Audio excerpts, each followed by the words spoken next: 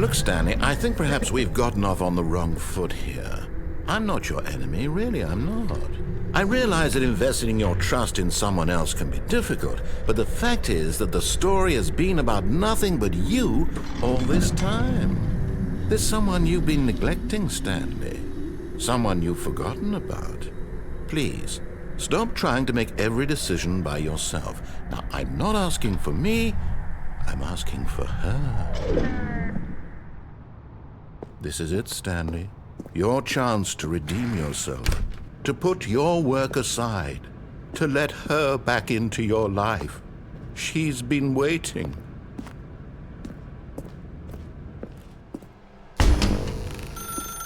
That's her, Stanley. You need to be the one to do this, to reach out to her. If you can truly place your faith in another, then pick up the phone.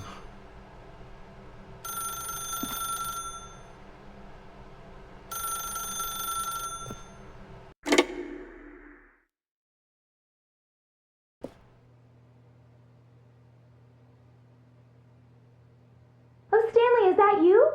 Hold on, sweetie. Sorry to keep you waiting. I'm just pulling the bread out of the oven. All right. Okay, there we go. All right, now, I want you to come in and tell me all about your day. Gotcha. Oh, come on. Did you actually think you had a loving wife who'd want to commit their life to you?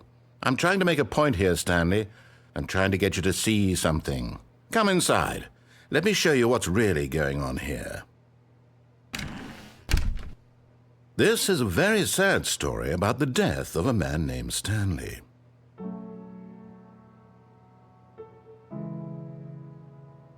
Stanley is quite a boring fellow. He has a job that demands nothing of him, and every button that he pushes is a reminder of the inconsequential nature of his existence. Look at him there, pushing buttons, doing exactly what he's told to do. Now he's pushing a button. Now he's eating lunch. Now he's going home. Now he's coming back to work. One might even feel sorry for him, except that he's chosen this life. But in his mind, he can go on fantastic adventures. From behind his desk, Stanley dreamed of wild expeditions into the unknown, fantastic discoveries of new lands. It was wonderful, and each day that he returned to work was a reminder that none of it would ever happen to him. And so he began to fantasize about his own job. First, he imagined that one day while at work, he stepped up from his desk to realize that all of his co-workers, his boss, everyone in the building had suddenly vanished off the face of the earth. The thought excited him terribly. So he went further. He imagined that he came to two open doors and that he could go through either. At last, choice. It barely even mattered what lay behind each door. The mere thought that his decisions would mean something was almost too wonderful to behold. As he wandered through this fantasy world, he began to fill it with many possible paths and destinations. Down one path lay an enormous round room with monitors and mind controls.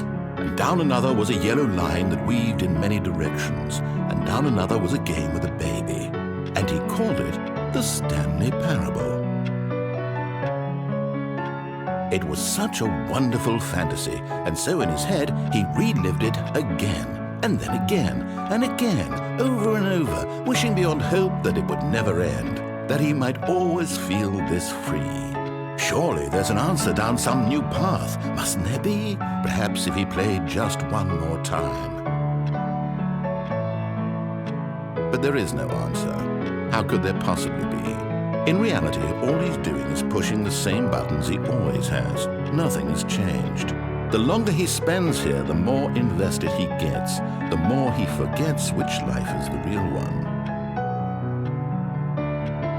And I'm trying to tell him this, that in this world he can never be anything but an observer, that as long as he remains here, he's slowly killing himself. But he won't listen to me. He won't stop. Here, watch this. Stanley, the next time the screen asks you to push a button, do not do it.